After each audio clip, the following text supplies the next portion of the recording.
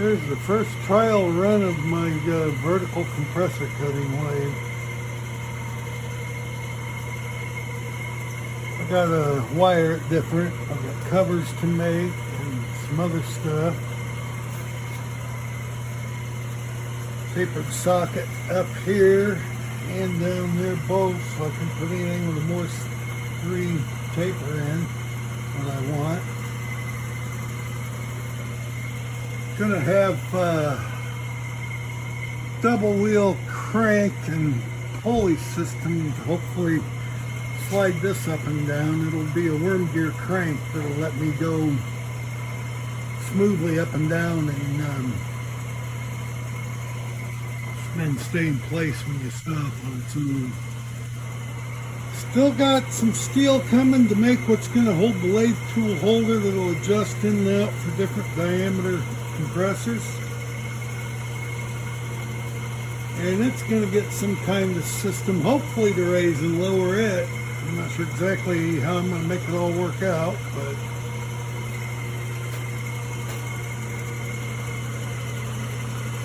this thing should be able to cut open any round compressor made over the years.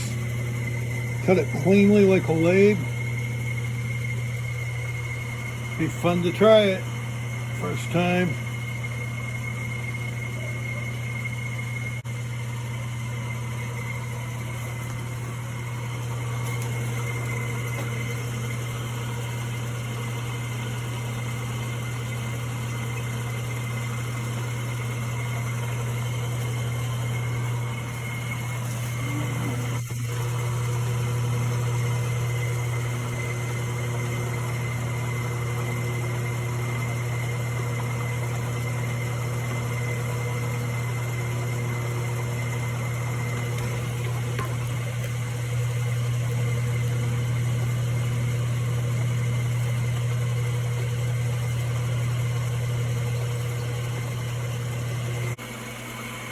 For the really large, heavy compressors, I've got a third bearing I made. I wasn't sure I was going to ever get this socket on the end of the shaft square enough and true enough, but I managed to, man.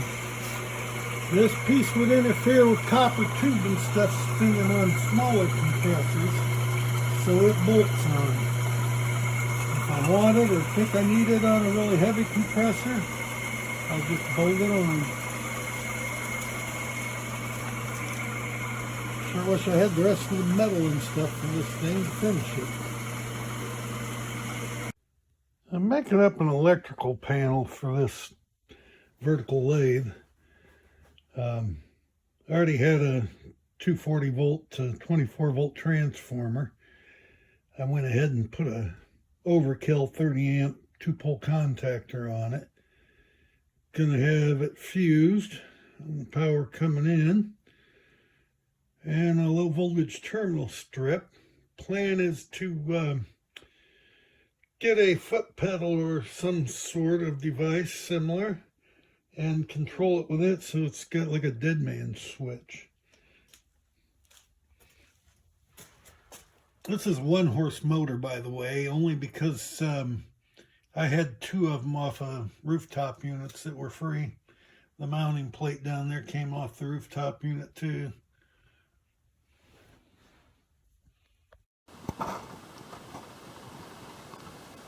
Alright, instead of a foot operated switch that I might step on and activate accidentally or trip over or whatever, I ended up going with one wired through the 24 volts that I will lay my left hand on to operate.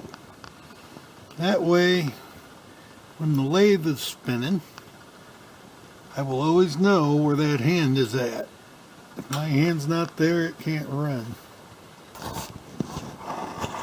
I figure that sounded just as safe as a foot switch, if not safer in this case. Well, this thing's getting closer to ready to use. Not quite there yet. I did get this bar finished, other than the tap that still broke off in it to burn out. Finished that hole. Got it set up with a cable winch. I'm having some trouble with this lathe tool holder.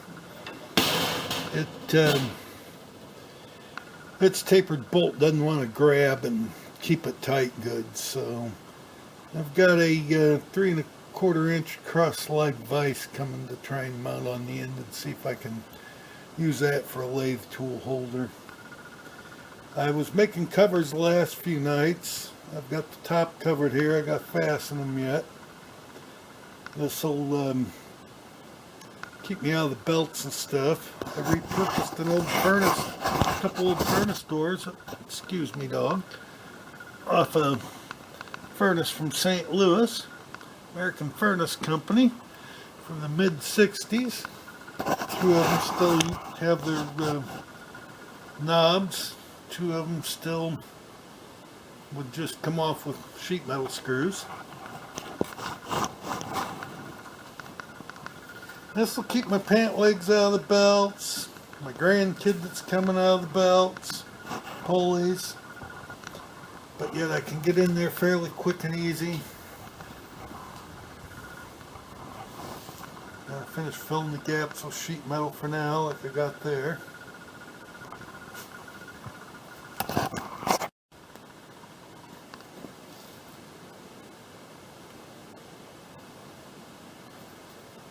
So I've got this piece and this piece here set up so I can run them with a cordless drill.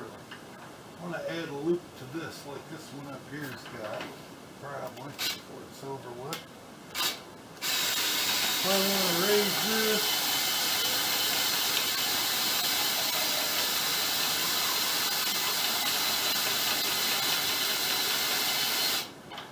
After I get the lathe tool holder on here, I'm going to figure out where it comes down to, not quite hit, or somewhere below where the lathe tool would be even with this.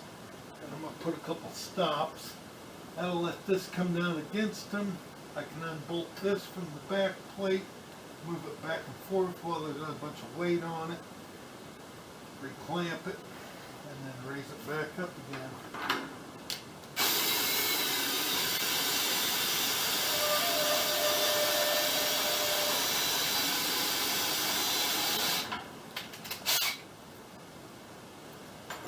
Go ahead and put me a spot to keep that here on for now. I didn't have a hook for these, but it wasn't too hard to make something.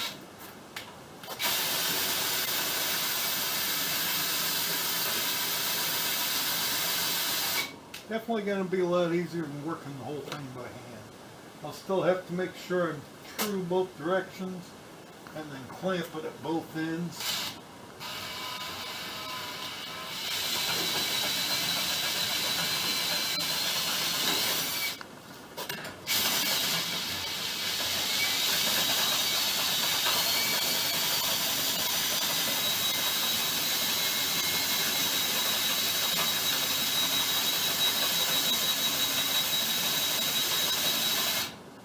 Lines up at that dead center on the bottom pretty good on its own now.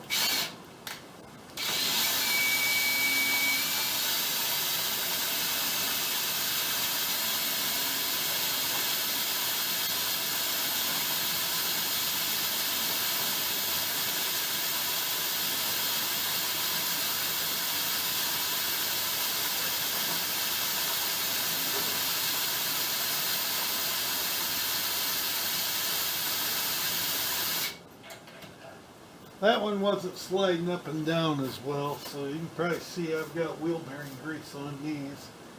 These were also too close together. I knew that. I ended up waiting until I had all this part built, and I ended up having to cut a weld. I can't see it right now. Ended up cutting the weld between these two, which let that move out where it needed to be, and I've got it re-welded. And it's going up and down pretty decent now. I have to help it down a little bit up at the top, but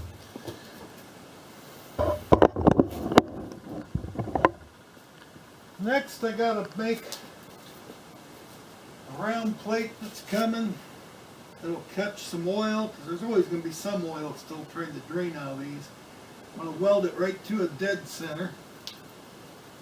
And plans are to have a place for 4 bolts to go up and keep a compressor sitting level, or just 1 bolt to work as a lathe dog to make it spin around. I got to make that piece. I got to get an outlet wired in my garage and a plug on here, and fasten these covers down. That's about it, and this thing will be ready to use. I'll get the new cross slide on there too. It's going to be interesting.